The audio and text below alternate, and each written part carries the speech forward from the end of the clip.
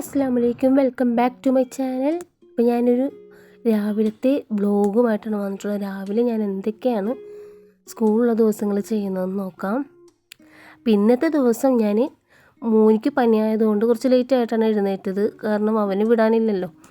അവനിക്കാണ് നേരത്തെ പോകേണ്ടത്. 7:30 മണിയാകുമ്പോഴത്തേക്കും വണ്ടി വരും. അപ്പോൾ ആ ടൈമിനുള്ളിൽ ബ്രേക്ക്ഫാസ്റ്റ് ലഞ്ചൊക്കെ ആവണം. അപ്പോൾ അതുകൊണ്ട് തന്നെ ഇന്ന് അവന് പോകാത്തതുകൊണ്ട് ഞാൻ കുറച്ച് ലേറ്റായിട്ടാണ് എഴുന്നേറ്റത്. അപ്പോൾ ഞാൻ ചോറുണ്ടായത് തിളപ്പിച്ച് പഠിക്കാനായിട്ട് വെച്ചു കേട്ടോ. ഒപ്പം തന്നെ ഇത് ചായക്കും വെച്ചിട്ടുണ്ട്. അപ്പോൾ പാലൊക്കെ ഒന്ന് തിളച്ച് വന്നപ്പോൾ ചായപ്പൊടിയൊക്കെ ഇട്ട് കൊടുത്ത് ഒന്ന് സിമ്മിലിട്ടൊന്ന് തിളപ്പിച്ചെടുക്കും കേട്ടോ. ഈ ചായപ്പൊടി ഒരുപാട് ഇട്ടാലും ഒട്ടും കടുപ്പില്ലാത്ത പോലെയാണ്. ഇങ്ങനെ സിമ്മിലിട്ട് ഇങ്ങനെ തിളപ്പിച്ച് കൊടുക്കണം. കുറച്ച് ടൈം എടുത്താലും നല്ല ടേസ്റ്റുള്ള ചായ കുടിക്കുക ഈ ചായപ്പൊടി ഇട്ട് കൊടുത്താൽ. അപ്പോഴത്തെ ചായയൊക്കെ അവിടെ സെറ്റായി ഞാൻ അതവിടെ മൂടി വെച്ചിട്ടുണ്ട്. ഇനി സ്കൂളിലോട്ട് കൊണ്ടുപോകാനുള്ള കുറച്ച് കാര്യങ്ങൾ ചെയ്യാനുണ്ട്. മോൾക്ക് ഇന്ന് വെണ്ടക്ക ഫ്രൈ മതിയെന്ന് പറഞ്ഞു. അപ്പോൾ കുറച്ച് വെണ്ടക്ക എടുത്തിട്ടൊന്ന് കഴുകി വാർന്ന് വെക്കാൻ വേണ്ടി വെച്ചിട്ടാണ്.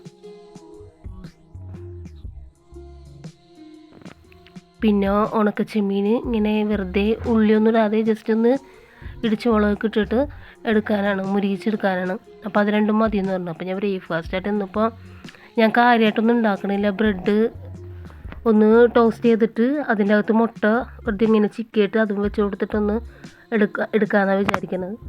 അപ്പോൾ ഞാൻ ഇതിപ്പോൾ മോൾക്കുള്ളതാണ് ചെയ്യണം. മോൾക്കുള്ളതിൽ സവാളയും കാര്യങ്ങളൊന്നും ഞാൻ ചേർക്കുന്നില്ല, അത് ആൾക്ക് ഇഷ്ടമല്ല. അപ്പോഴേക്കും ചോറൊക്കെ തിളച്ച് വന്നിട്ടുണ്ട് കേട്ടോ. അങ്ങനെ അതൊന്ന് വാർന്ന് വെക്കാനായിട്ട് ഞാൻ അവിടെ നിന്ന് മാറ്റുകയാണ് കേട്ടോ.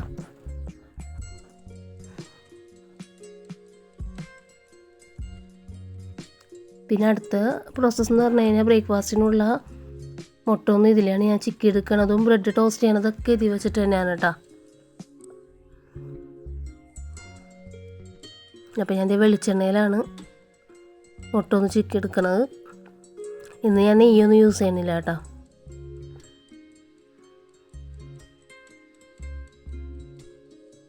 ഈ ചട്ടിയിലില്ലേ നമ്മൾ വെളിച്ചെണ്ണ ഒഴിച്ച് കൊടുത്തു കഴിഞ്ഞാൽ എന്താണെന്നറിയില്ല, ഒരു സൈഡിലോട്ട് പോയി കളയും.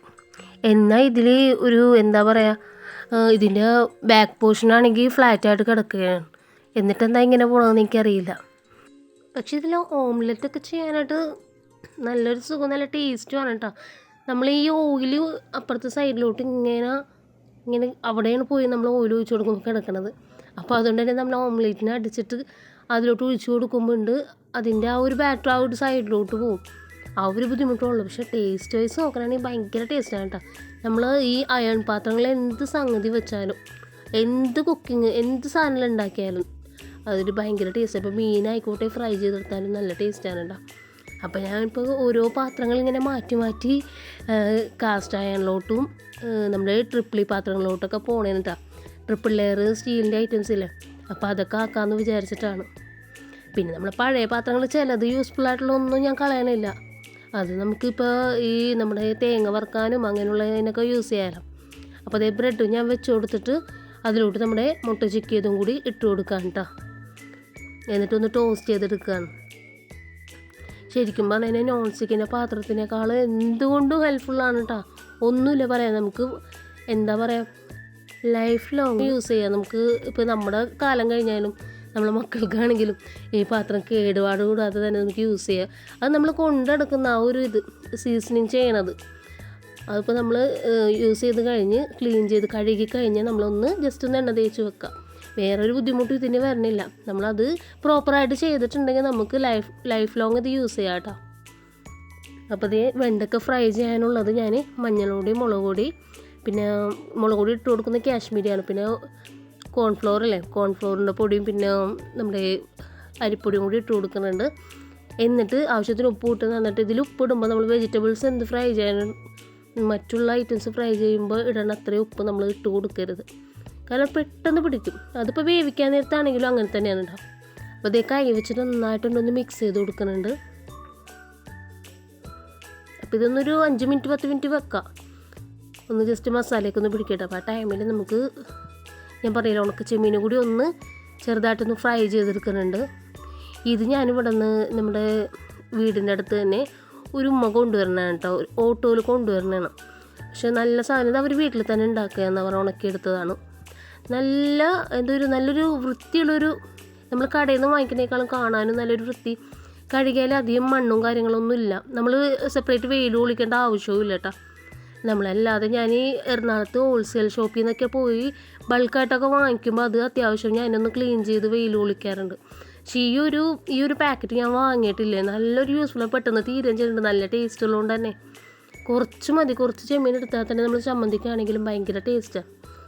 അപ്പോൾ അതേ നമുക്ക് ഉണക്ക ചെമ്മീനൊക്കെ ഞാൻ ഫ്രൈ ചെയ്യാൻ എടുക്കുന്നതാണ്.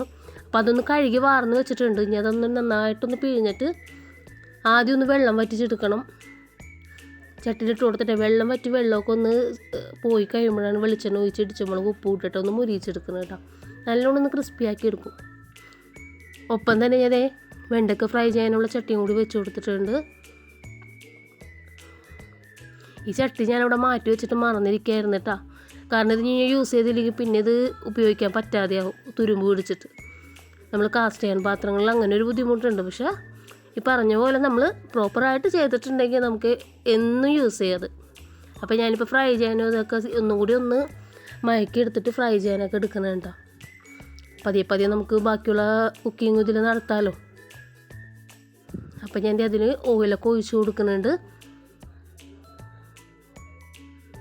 അങ്ങനെ ഓയിൽ ചൂടായിരുന്നപ്പോൾ വെണ്ടയ്ക്ക് ഞാൻ എല്ലാം തന്നെ ഇട്ട് കൊടുക്കുന്നതാണ്. കുറച്ചായിട്ട് ഇട്ട് കൊടുക്കണില്ല. അത് അത്യാവശ്യം വലിയ ചട്ടി ആയതുകൊണ്ട് തന്നെ അത്യാവശ്യം മൊരിഞ്ഞ് കിട്ടിക്കോളൂ കേട്ടോ. അപ്പോൾ ഇതിൽ കുറച്ച് ടൈം എടുത്ത് നമ്മൾ നല്ലോണം ക്രിസ്പി ആവണത്. എന്നാലും ഇത് കഴിക്കണ നേരം ആകുമ്പോഴത്തേക്കും വാടി തളർന്നിട്ടുണ്ടാവും. അപ്പോൾ അതേ ചെമ്മീനൊക്കെ ഒന്ന് സെറ്റാക്കി എടുക്കുന്നുണ്ട്. അപ്പോൾ എല്ലാം ഇവിടെ സെറ്റായതേ വെണ്ടയ്ക്കയും ഫ്രൈ ആയി വന്ന്. അപ്പോൾ നമ്മുടെ ഈ ഒരു വീഡിയോ നിങ്ങൾക്ക് ഇഷ്ടമായിട്ടുണ്ടെങ്കിൽ ഈ ഒരു കുഞ്ഞു വ്ളോഗ് എന്നല്ല, കുറച്ച് ലെങ്തി ആയിട്ടുണ്ടെങ്കിൽ ക്ഷമിക്കണം കേട്ടോ. കാരണം ലോങ് വീഡിയോസ് ഇടാത്തതുകൊണ്ട് തന്നെ ചാനൽ പിന്നെ ഡൗൺ ആയി പോകും. അപ്പോൾ ഇത്രയേ ഉള്ളൂ. Okay, by.